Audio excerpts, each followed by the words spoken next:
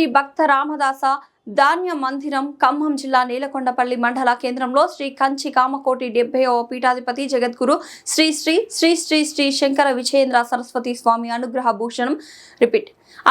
భాషణం అపర శంకరులైన శృతి మతమునకు సరియైన వ్యాఖ్యానము చేసి తరువాత అన్ని వర్గాల ప్రజలను తగిన వేద బోధిత ధర్మమును ఉపదేశించి చేసినారు. మన ప్రాచీన భారతీయ సంస్కృతికి సంబంధించిన యజ్ఞమునకు సంబంధించిన వస్తువులు, గణపతి మొదలగు దేవతల యొక్క మూర్తుల సంస్కృత భాషలో వ్రాయబడిన లేఖలు ప్రపంచంలో మానవులందరూ కూడా మన భారతదేశంలో జన్మించిన వారి నుండి వారి వారి చరిత్రను తెలుసుకున్నారు. ఈ కార్యక్రమంలో భక్తులందరూ పాల్గొని విజయవంతం చేశారు.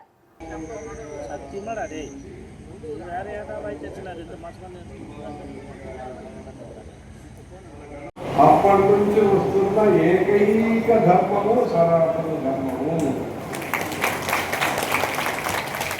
ఏదో 2000 సంవత్సరాల ముందు లేదా ఏదో ఒక 1500 సంవత్సరాలు 1200 సంవత్సరాల ముందు ప్రారంభించారు అలాంటి విషయం కాదు. ఈ ధర్మం ఒక్కటే వైజ్ఞానికమైన ధర్మము.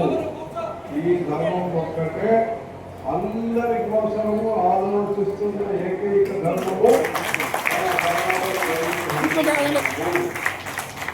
సర్వే భవంతు సుఖినః, సర్వే సంతు నిరామయాః, సర్వే భద్రాణి పశ్యంతు, మా కశ్చిత్ దుఃఖభాగ్ భవేత్ అని చెప్పి లోకా సంస్థ సుఖినో భవంతు అని కోరుకున్న ధర్మమే మాత్రమే కాదు, దాన్ని కార్యాచరణలో పెట్టిన ధర్మం కూడా ఈ ధర్మమే.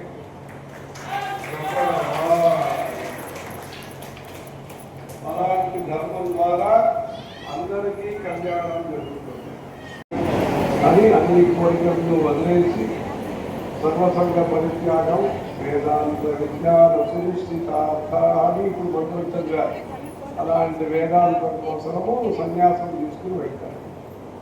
అయితే సంసార జీవితంలో ఉండేవాడిని సౌకర్యం కలగాలి, సంసారం నడపాలి, అధికారం కావాలి, బాధ్యతలు కావాలి, అలంకారం ఉండాలి, హోదాలు ఉండాలి, ఇవన్నీ అనుకుంటారు. ఈయన రాజవంశంలో జన్మించి, సూర్యవంశంలో జన్మించి, అధికారానికి అనుగుడుగా ఉండి, అన్ని విధాల జ్ఞానేంద్రియం కర్మేంద్రియంలో మంచి పాఠవం ఉంది. ఆయనకి దుర్బలమైన మనిషి కాదు. ఈ మహాభారతంలో చూస్తే ఒకరిద్దరికి అధికారం అవకాశం లేదు, అది విషయం లేదు.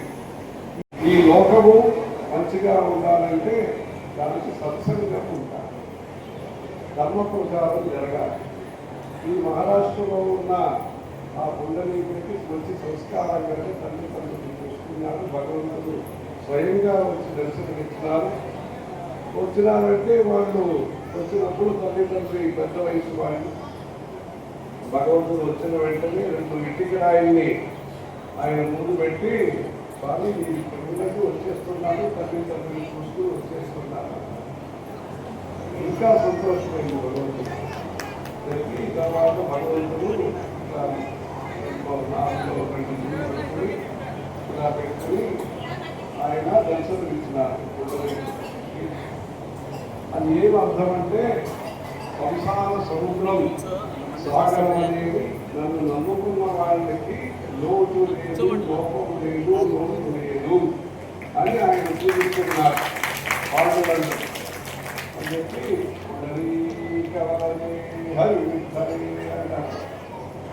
కట్టేమని ఉభయ దేవుడియా అని చెప్పి అలా శంకరాచార్యులు దాని గురించి చెప్తున్నారు.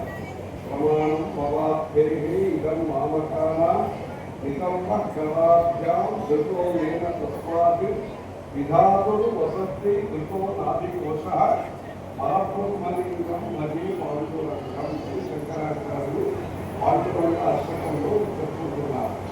అలా పండితులను గౌరవించేవారు, పూజించేవారు, దానికోసం భగవంతుడు దర్శనమిస్తున్నారు అని పాల్గొనకంలో చంద్రభాగాలని ఇలా ఉండగా భగవంతుడే తల్లిదండ్రుల్ని గౌరవించి ఆ క్షీరాబ్దిలో పాల సముద్రంలో చంద్రభాగా నది అక్కడ పుండరీకుడని ఒక భక్తుడు, ఆయన తల్లిదండ్రులకి సేవ చేశాడు.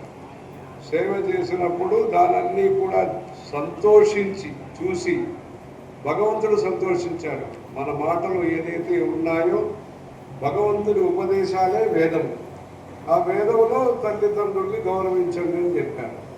మన మాట విని శృతి వాక్యం విని ఇలా మంచిగా చేస్తున్నాడు, ఇతనికి అతను కోరుకోకపోయినా, అతను పెద్ద తపస్సు చేయకపోయినా, అంటే విడిగా తపస్సు చేయకపోయినా మనం దర్శనం ఇవ్వాలని భగవంతుడే స్వయంగా వచ్చారు.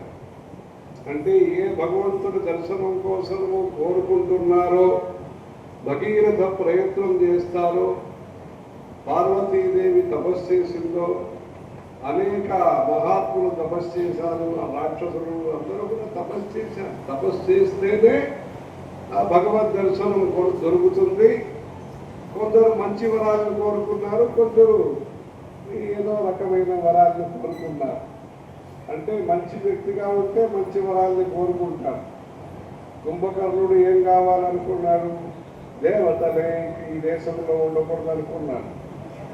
దేవతలు ఉండకూడదని అది మనసులో అభిప్రాయం. అది దేవతలకు తెలిసింది. తర్వాత సరస్వతి అమ్మవారి కటాక్షంలో నాలికల్లో పలకటంలో అతను నిర్దేవత్వం అని పలకకుండా నిద్రావత్వం అని పలికేటట్టుగా చేసి అమ్మవారు అతన్ని నిద్రామూర్తిగా చేసి లోకాన్ని కాపాడేది సరస్వతి అమ్మవారు కాపాడేది.